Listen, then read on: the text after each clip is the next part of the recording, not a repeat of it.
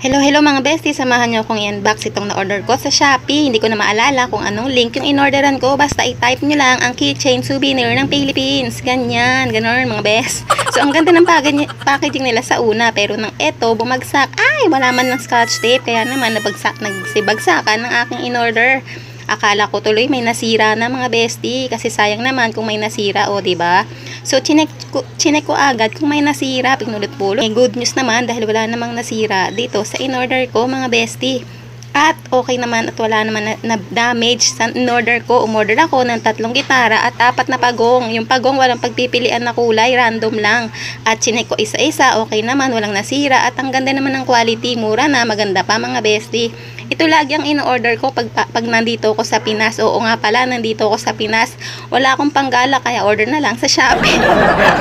Kasi walang pera.